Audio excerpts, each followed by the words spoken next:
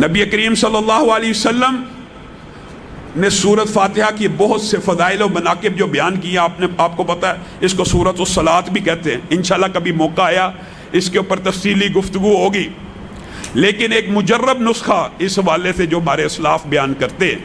معزز سامعین گرامی قدر، یہ جو تعداد ہوتی ہے نا بعض وظائف کی، اس کے اندر جو 313 کا بعض علماء عدد بتاتے ہیں یا 500 یا 1000 دفعہ، یہ اس لیے بتاتے ہیں کہ بندہ کم از کم اتنا پڑھ لے، کثرت سے پڑھے۔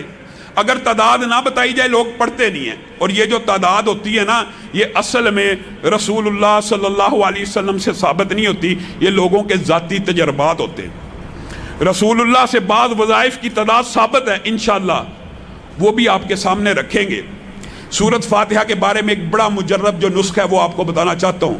حافظ محمد گوندلوی صاحب رحمہ اللہ اور ہمارے اسلاف بیان کرتے ہیں کہ انسان کسی موذی مرض کا شکار ہو جائے، کسی بیماری کا شکار ہو جائے، تو اس کو چاہیے یا تو سورت فاتحہ کو 7 مرتبہ پڑھا کرے، 7 مرتبہ پڑھا کرے، یا سورت فاتحہ اکیلی کو 41 مرتبہ پڑھا اور اس کا دم کیا کرے، کہ پانی کے اوپر پڑھ کے یا اپنے اوپر براہ راست اس کا دم کر لیا کرے۔ یہ دونوں مجرب ترین وظیفے ہیں۔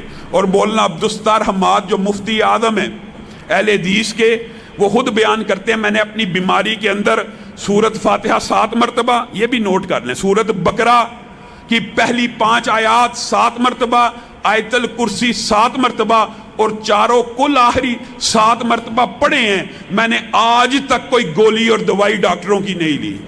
بزرگ ہو گئے، بزرگ، انہوں نے اپنی ہر بیماری کا علاج، جس طرح میرا اور آپ کا اعتماد دنیاوی دوائیوں کے اوپر اور حکماء کے اوپر ہوتا ہے نا، جن لوگوں کا توکل اللہ کے اوپر ایسا مضبوط ہو، جس طرح ہمارے شیخ عبدالستار حماد صاحب کا ہے، ان کو پھر ڈاکٹروں کی دوائیوں کی ضرورت نہیں رہتی۔ وہ خود بیان کرتے ہیں میں نے کبھی دوائی کھائی ہی نہیں، میں صرف یہ 7 چیزیں 7 مرتبہ پڑھتا ہوں، اللہ تعالیٰ مجھے ہر بیماری میں شفا دے دیتا ہے۔